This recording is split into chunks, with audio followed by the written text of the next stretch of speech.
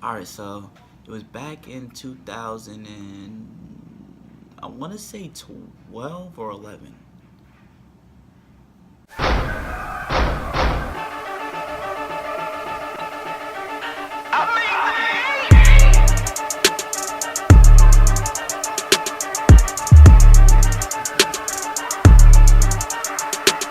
Alright guys, you're back with another video from I Am Captain Sam, and today we're going to be talking about the first time that I killed, not the first time I killed, but the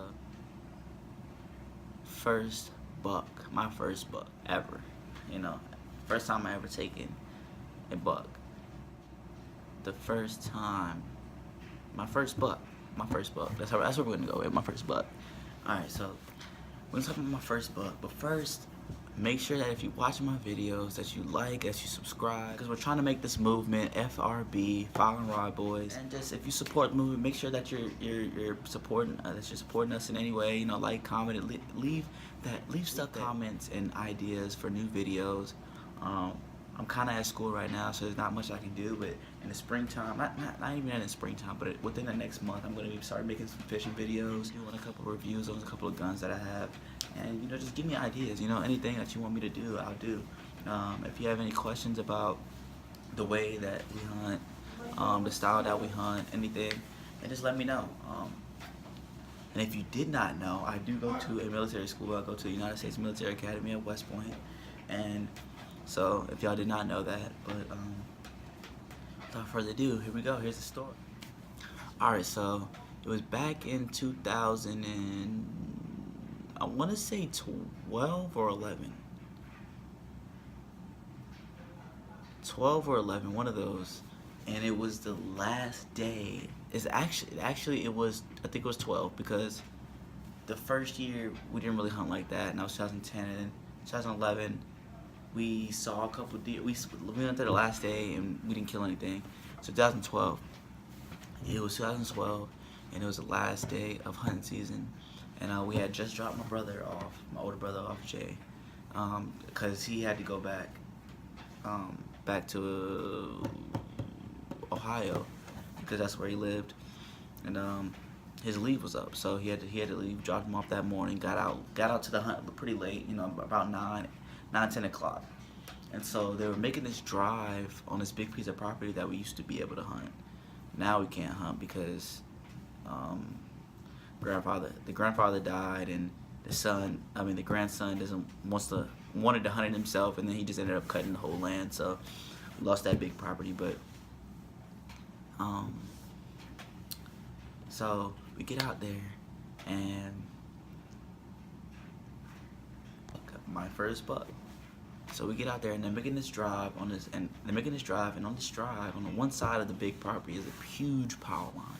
It's a huge power line going to another piece of property that we used to be able to hunt. Now we can't hunt now, but going into this other piece of property, and deer like to slough out there all the time. I mean, it's a long power line, I'd probably say 300 to 400 yards, and it has a creek actually running through it. And so we lined that up pretty tight. We got about 10 guys down there. And as we get down there, I'm actually at the bottom of like a hill, so it's like it's not just flat as the power line's not just flat. It's it had like a top level, then it dipped down and had the bottom level, and that bottom level was most of the land, probably about 300 yards, but the top level was about 100 yards. And so I'm actually on the bottom side, like when you go straight down a little hill, I'm right there. That's exactly where I was. I was probably like 50 yards from that I don't know what you want to call it, that crease exactly where the bottom started. And so I'm probably 50 yards from that. And there's another guy on top of that bottom, on top of that hill. Actually, he's probably about 25 yards from the drop off. And so, on the other side of him was his son. And so we're out there, and we're waiting for the driver to start, waiting for them to drop the dogs. And they ended up having some difficulties, but as they're having some difficulties, we hear a dog coming from behind us, because we're facing one way, and we hear a dog come from our other piece of land, and we don't really think that he's coming to us, but then he starts getting closer and getting closer and getting closer, and we're like, oh snap, he's gonna come straight to the power line. And so he comes up on top of the hill, by the boy. He doesn't come out, but he comes close, and the boy is, you know, he's about 9 or 10, so he's making a lot of noise because he's excited. And so he gets excited, and he makes a lot of noise. So the deer turns, is running straight down, like in the woods, down the power line, and he runs straight in front of the guy, the little boy's dad, and he's like, oh, watch out, he's coming, he's coming, get ready. And so, so I get ready, you know, knock the safety off my gun, and I hear right before he jumps out, and he jumps out. I don't know what it is at this point. He jumps out, and I see it's a buck. All of a sudden, my heart drops. It's like, oh, this is pressure, because this is my first buck, and I'm gonna get joked if I miss this deer or whatever, you know. And so I'm just like, I need to make sure that I hit this deer. You know, he jumps out, first jump. I'm nervous, so I don't pull. And I mean, he's bounding.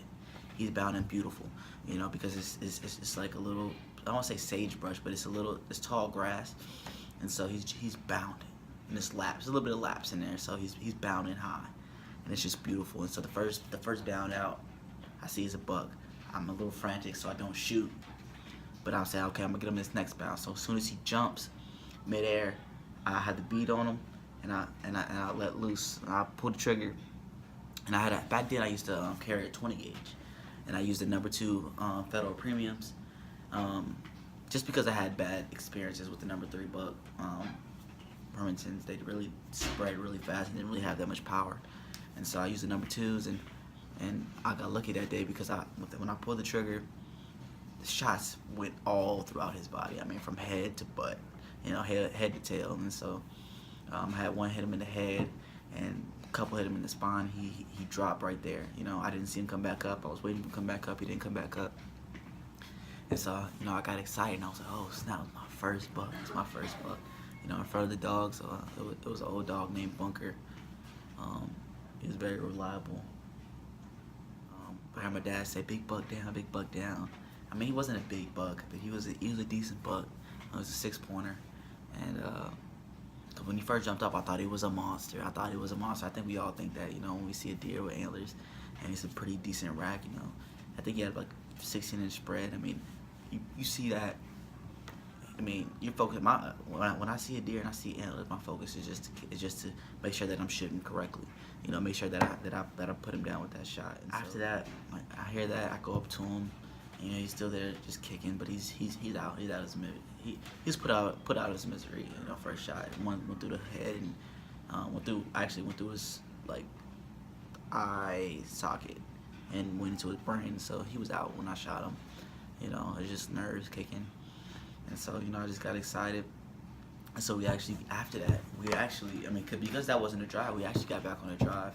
And my dad ended up killing a 3-pointer that my brother should have killed, but he missed. That's really the story. But I'm gonna put in here, like, I think we all know that feeling when your heart drops when you see that buck. You know what I'm saying? Especially your first buck, man. It's the most memorable one. And for y'all to share y'all experiences or give me comments on anything that y'all new material that y'all want to see come out. Because right now I'm just kind of thinking off my head. There's not much I can do because I'm in school, but eventually I want to get out and make videos, make fishing videos. What's up, kid? And then so y'all just let me know in the comments. Make sure y'all like and y'all subscribe. Always stay juiced up. Peace.